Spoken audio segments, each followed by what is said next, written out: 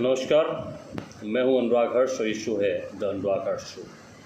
हम लंबे समय बाद आज मिले हैं, लेकिन कुछ मुद्दों के ऊपर चर्चा मेरे को लगता है हमें करनी चाहिए। और ये चर्चा है प्रदेश में चल रही राजनीति को लेकर।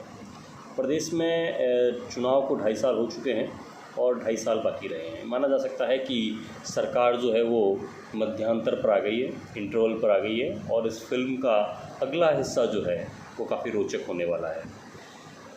दोनों तरफ बड़ी रोचकता है। प्रदेश में आज भी राजनीति के दो धड़े हैं, दो किनारे हैं। एक किनारे पर भारतीय जनता पार्टी है और दूसरे किनारे पर कांग्रेस है। अब बड़ी बात यह है कि ये दोनों पार्टियां जो है वो खुद भी दो किनारों पर आकर खड़ी हुई है। कांग्रेस की बात करें तो कांग्रेस में एक तरफ अशोक गहलोत है और दूसरी तरफ सचिन पायलट है। सबको पता है ऐसा ही है, इसके अलावा कोई तीसरी शक्ति कांग्रेस में नहीं है। उसी तरह से भारतीय जनता पार्टी में भी दो शक्तियाँ हो गई है। एक तरफ वसुंधरा राजे है और दूसरी तरफ भारतीय जनता पार्टी के पुराने नेता हैं। दूसरी तरफ लोग ज़्यादा हैं, लेकिन उन ज़्यादा लोगों के बावजूद भी वसुंधरा का पलड़ा जो है वो काफ़ी भारी नज़र आता है आज की तारीख में भी। तो दोनों क्या आगे अगले 2.5 सालों में किस तरह की राजनीति रहेगी, किस तरह की स्थिति रहेगी। जैसा कि बार बार कहा जाता है कि राजस्थान की सरकार 5 साल काम नहीं कर सकेगी, और मेरा ऐसा मानना है कि राजस्थान की सरकार पूरे 5 साल काम करेगी। इसमें अशोक गहलोत 5 साल मुख्यमंत्री रहेंगे या नहीं रहेंगे ये एक अलग प्रश्न हो सकता है, लेकिन सरकार कांग्रेस की रहेगी। लेकिन क्योंकि इसके पीछे एक बहुत मजबूत कारण ये है कि भारतीय जनता पार्टी अगर आज भी सरकार गिराने की कोशिश करे तो उसे सरकार गिराने के लिए लंबा वक्त चाहिए। तो ऐसी स्थिति में फिर वो बचे हुए 1-2 साल के अंदर, साल भर के या 1.5 साल के लिए अपनी सरकार वैसे भी बनाना नहीं चाहिए। और वैसे भी भारतीय जनता पार्टी के लिए कांग्रेस की सरकार को गिरा पाना बहुत मुश्किल है। अब क्यों गिरा पाना बहुत मुश्किल है? क्योंकि जबकि पहले जो है वो ये सब कुछ हो चुका था और बहुत स्थितियाँ नज़दीक आ गई थी कि सरकार कभी भी गिर सकती है। तो उसका भी मैं रीज़न आपको मेरा जो अनुभव है उसके आधार पर बताना चाहूँगा कि कांग्रेस जो है वो अभी दो जो गुट है कांग्रेस में, एक तो अशोक गहलोत का गुट और एक दूसरा सचिन पायलट का गुट। दोनों में मजबूत स्थिति में अगर सचिन पायलट होते तो निश्चित रूप से सरकार कभी भी गिर सकती थी, और उस समय भी गिर जाती जब सरकार ने प्रयास किया था करीब 1 साल पहले, सचिन ने जब प्रयास किया था। लेकिन अब जो है स्थितियां बदल गई हैं। सचिन पायलट के खेमे से बहुत सारे विधायक जो हैं वो कांग्रेस के अशोक गहलोत के पास आ गए हैं, और वहीं अशोक गहलोत के जो लोग थे या जो अशोक गहलोत के सामने नहीं आ रहे थे वो भी अब सामने आने लगे हैं, वो अशोक गहलोत के पक्ष में खड़े होने लगे हैं। कहने का मतलब है कि अशोक गहलोत का पाला पिछले 1 साल में मजबूत हुआ है, क्योंकि अशोक गहलोत को पता था कि अगर मैं कहीं न कहीं अगर कोई छूट करूँगा, कोई स्थिति बदलूँगा या मैं कमज़ोर रह जाऊँगा तो ये बहुत जल्दी ऐसा हो जाएगा कि सरकार बदल जाएगी, मुख्यमंत्री बदल जाएगा कांग्रेस का।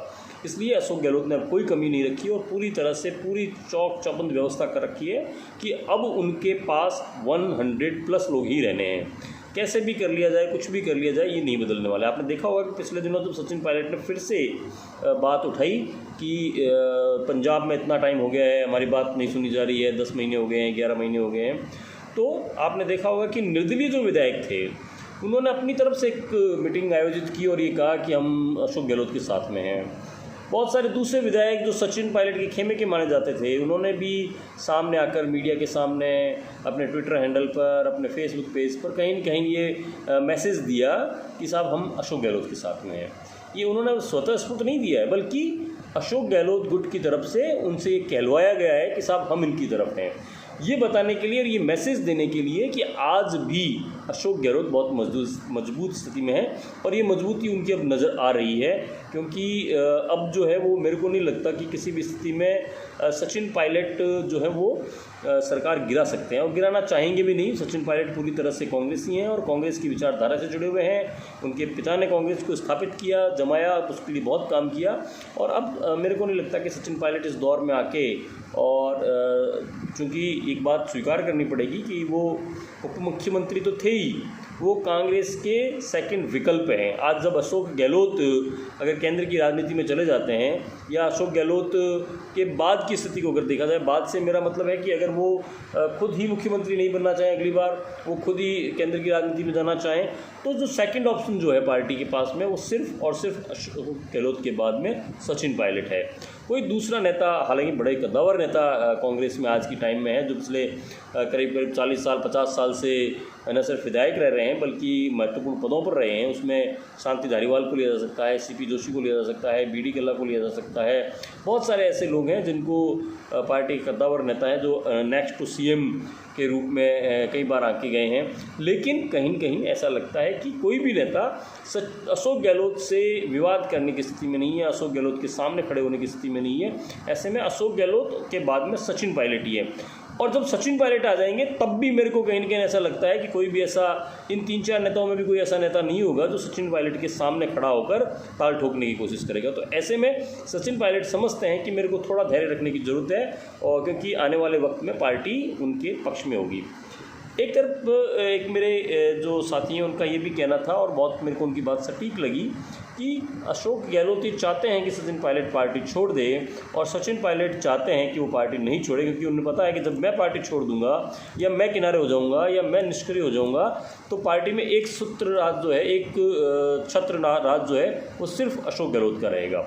ऐसे में वो नहीं चाहते कि वो पार्टी को छोड़ के जाएंगे। वो छोड़ेंगे तो निश्चित रूप से उनके पास में कोई दूसरा ऑप्शन जो है वो वहाँ पर नहीं होगा। तो ये इन परिस्थितियों को देखते हुए कहीं न कहीं ऐसा प्रतीत होता है कि आने वाले टाइम में कांग्रेस जो है वो।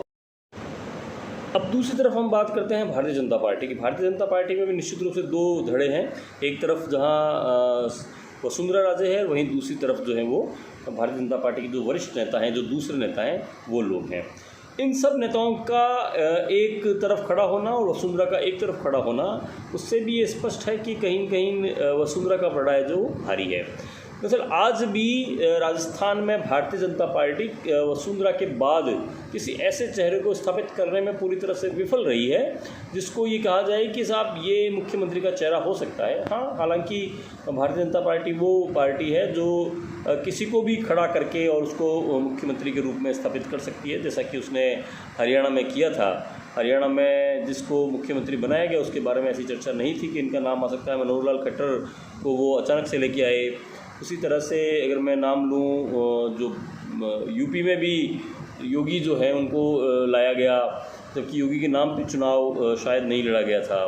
लेकिन कुछ अगर इस बार भी ये कहा जाए कि भारतीय जनता पार्टी बिना चेहरे के मुख्यमंत्री का चुनाव लड़ती है, तो निश्चित रूप से ये होगा कि वो बाद में जो है वो वसुंधरा को बदल के किसी और को मुख्यमंत्री बनाते, क्योंकि मुख्यमंत्री के रूप में वसुंधरा, मेरे को लगता है कि जो मोदी गुट जो है केंद्र में काम कर रहा है उसके शायद पसंद का चेहरा वो नहीं है, इसलिए हो सकता है। लेकिन वसुंधरा राजे भी कम दमदार नहीं है, कम राजनीतिज्ञ नहीं है, उनको पॉलिटिक्स की बहुत ज़्यादा समझ है। इसलिए वो समझती हैं कि जब भी चुनाव होगा तब उन्हें इस तरह से पेश होना होगा कि वो ही मुख्यमंत्री पद की दावेदार हैं, वही टिकट वितरण करेगी और वही अपने विधायकों को लेकर आएगी। और ऐसे में उन लोगों को विधायक के रूप में वसुंधरा राजे को लाना होगा जो अंत समय तक वसुंधरा के साथ खड़े रहे हैं, जो अंत समय तक दिल्ली जाकर ये बता सकें कि वो वसुंधरा राजे को ही मुख्यमंत्री के रूप में देखेंगे। अगर वसुंधरा राजे को मुख्यमंत्री नहीं बनाया गया तो वो पार्टी के साथ नहीं रहेंगे। ऐसी परिस्थिति पिछली बार थी। पिछली बार भी बहुत कोशिश की गई कि वसुंधरा को हटाकर नया चेहरा लाया जाए, लेकिन वसुंधरा के पक्ष में इतने ज़्यादा विधायक थे कि वसुंधरा को मुख्यमंत्री पद से हटाना उस तिकड़ी के लिए संभव नहीं था, जिसने बहुत कोशिश की थी। इस बार फिर अगर जब विधानसभा चुनाव होंगे तो मेरे को नहीं लगता कि उस समय सतीश पूनिया जो हैं वो भारतीय जनता पार्टी के प्रदेश अध्यक्ष रहेंगे।